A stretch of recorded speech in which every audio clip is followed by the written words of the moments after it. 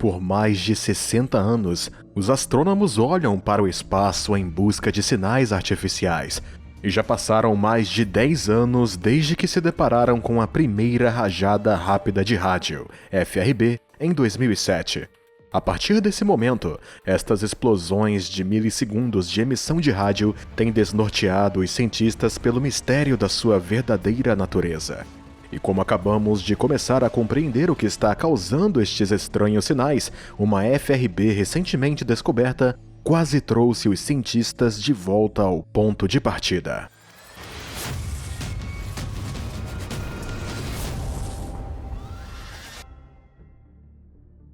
A certa altura, a humanidade tornou-se obcecada com a possível descoberta de outras civilizações como a nossa.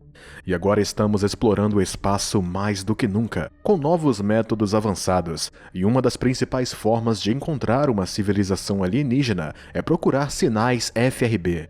Os sinais FRB, as rajadas rápidas de rádio, são um grande exemplo de tais sinais.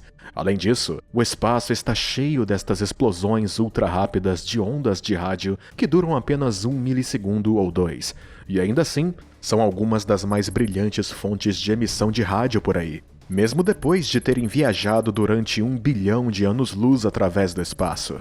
Agora, as FRBs podem ser um dos dois tipos, os repeaters e os one-offs, o que indica a sua natureza. Veja, as explicações mais comuns para os FRBs se baseiam em eventos cataclísmicos que acontecem no vasto espaço, tais como uma estrela de nêutrons sendo engolida por um buraco negro, uma estrela de nêutrons chocando com uma anã branca ou uma supernova. No entanto, estes são normalmente FRBs esporádicos, o que significa que rebentam apenas uma vez e depois ficam em silêncio para sempre.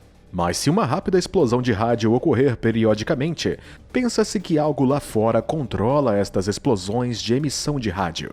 O grande desafio quando se trata de detectar FRBs não é apenas a sua localização habitual a milhões de anos-luz de distância, mas também a sua duração extremamente curta. Mesmo sinais tão poderosos que libertam a mesma quantidade de energia que a nossa estrela emite em 100 anos são muito rápidos para que possamos examiná-los corretamente. Portanto, parece ser necessário um mecanismo extremamente avançado para os apanhar. E esse é exatamente o problema que esse projeto, Breakthrough Listen, pode resolver. É de longe o projeto mais ambicioso em busca de vida inteligente que alguma vez existiu. O projeto consiste em telescópios e outras ferramentas capazes de detectar um laser com potência igual a de uma lâmpada de luz doméstica comum a uma distância de 40 trilhões de quilômetros. Os cientistas em Breakthrough Listen planejam estudar cerca de 1 milhão de estrelas e também uma centena de galáxias próximas para detectar quaisquer sinais que possam apontar para civilizações extraterrestres. A parte difícil para a equipe do projeto é identificar as chamadas assinaturas técnicas numa pilha de inúmeras ondas de rádio causadas por equipamentos no nosso planeta, além de máquinas que orbitam a Terra e fenômenos que ocorram naturalmente no espaço.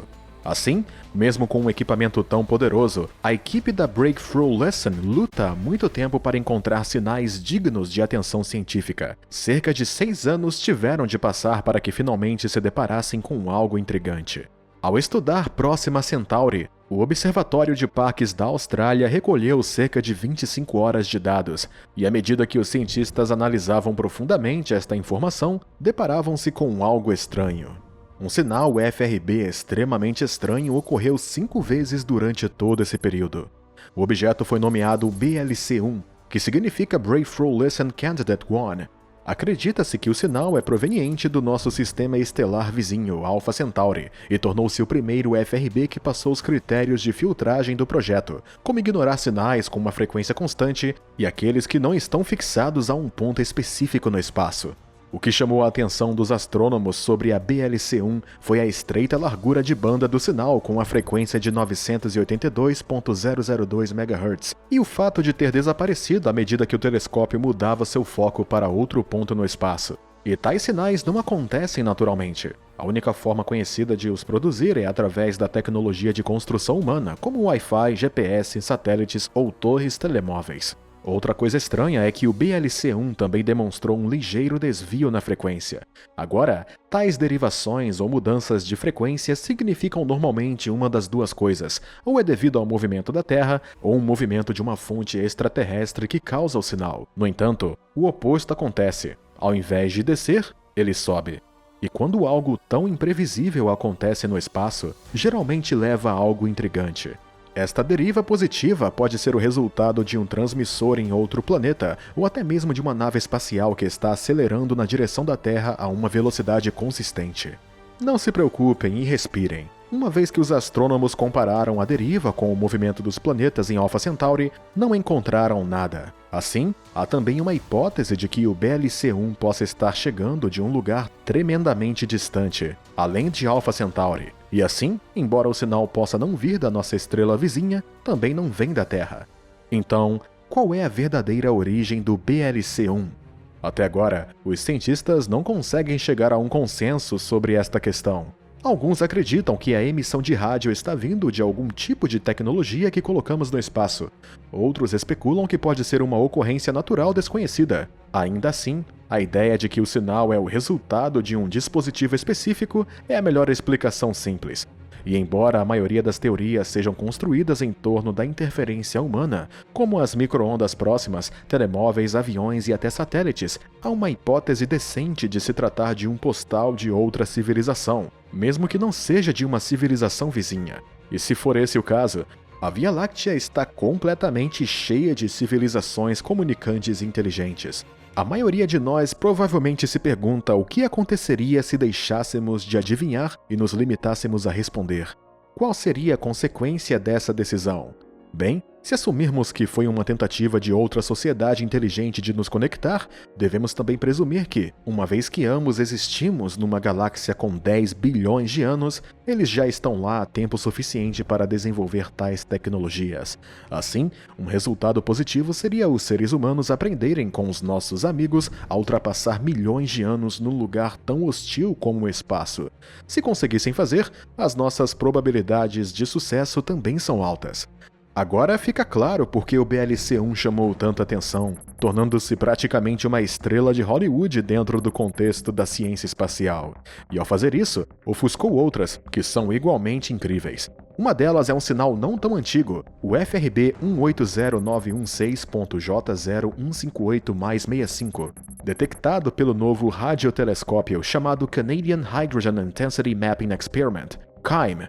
Os astrônomos conseguiram localizá-lo de volta a uma galáxia em espiral a cerca de 500 anos-luz de distância. Ele tem um ciclo de repetição invulgar de cerca de 16 dias. Durante os primeiros 4 dias, tende a estar ativo, produzindo explosões de hora em hora. Depois vem o período de pausa de 12 dias. Tudo isso só contribuiu para a singularidade do sinal. A sua origem não é apenas desconhecida, mas os cientistas nem sequer podem fazer previsões, uma vez que nenhuma explicação existente parece encaixar. Existe também outro FRB fascinante que o telescópio CHIME nos revelou em 2020.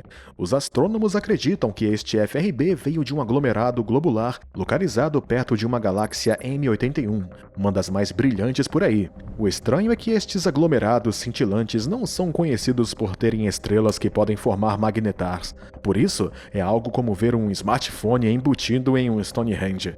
Há muito tempo que os astrônomos e teóricos estavam bastante satisfeitos com os magnetars como explicação comum para as rápidas explosões de rádio, mas este FRB tem todo o potencial para mudar tudo. Os FRBs não parecem desistir dos seus segredos tão facilmente. Assim, existem 2 mistérios ligados ao FRB 2020-0120E, e os cientistas têm que resolver pelo menos um. A primeira questão é como compreender o nascimento de magnetars nestes aglomerados de estrelas envelhecidas. A segunda, dificilmente menos complicada, é obter uma pista sobre como as estrelas velhas podem alguma vez produzir explosões tão poderosas de emissão de rádio. Outro FRB espantoso, conhecido como FRB 200428, veio de uma pequena e tênue constelação chamada Vulpecula.